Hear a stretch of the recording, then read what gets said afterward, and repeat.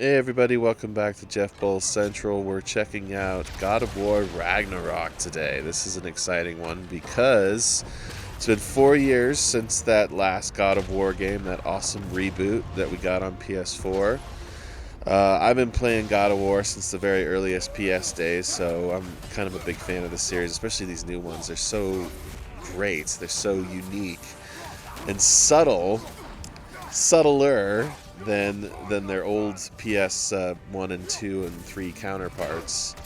The stories are great, the action is great. It's just they're so cool, so dynamic, so fun. So, um, like I said, it's been 4 years since the last one, and this game picks up a few years later, and what you find is that it is bigger in every way.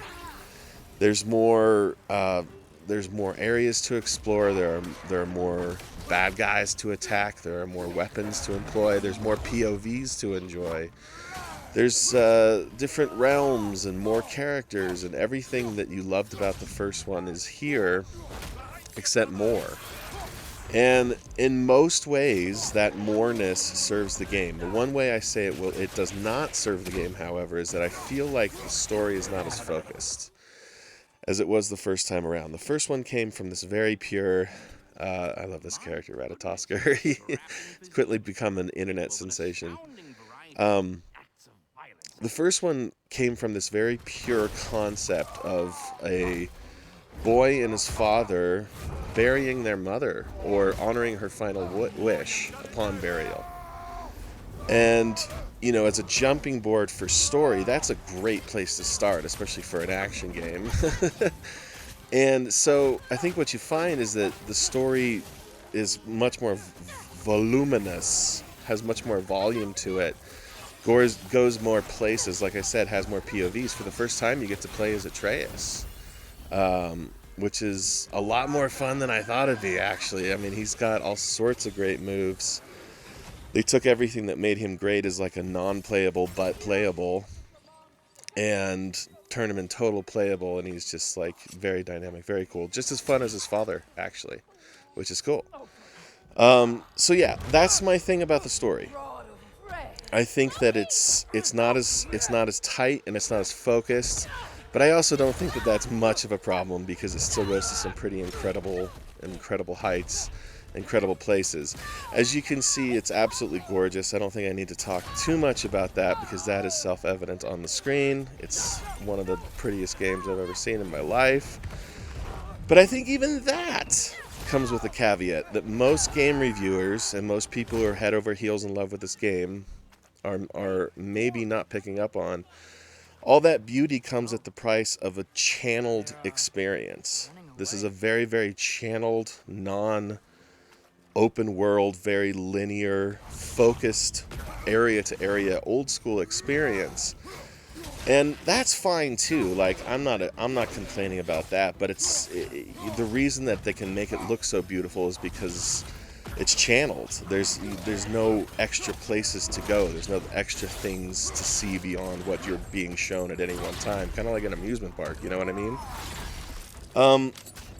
And that leads to another thing that might be slightly problematic. I'm trying to pick this game apart because it's so good. Like everything I'm saying does not inflict damage upon how good it actually is. But it is especially gamey in places. I tasted this game and it is a little gamey because you know, characters and their motivations are so realistic, and the level of detail in what we see them doing and their faces and their body language and everything in the world around them is so realistic that you can't help but notice that this is the 100th time I've seen this pressing through rocks loading screen, or this is the 50th time I've climbed up these rocks that are specifically labeled, you know, climb here, with their cool little patterns and blue designs and stuff. Again, not necessarily a bad thing because it is a game, and a game is a game, and they have to do things in games to make it so that you can play games. But again, you notice it more because the experience is so much fuller and deeper and richer. Those are small things, guys. What it turns into is this is one of the best games you're going to play this year, certainly. Maybe over the next several years. I don't know. It's pretty cool. It's pretty incredible. If you get a chance to play this on PS5, you will not be disappointed. Very cool on PS5. I've seen some kind of like comparative rendering things, and they're pretty consistently on the side of everything just looking cleaner and crisper. So I'm going to give God of War Ragnarok, I'm going to give it a 9 out of 10. It is almost a perfect experience for me. Not quite there, just because there's little things, and you know what? Perfect is perfect. This is pretty close, though. Hey everybody, do me a favor. This is my latest novel, Resurrection Mixtape. It's funny. It's got tons of music in it.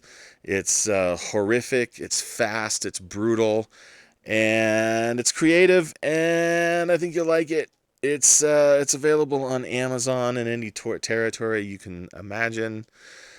Please do pick up a copy.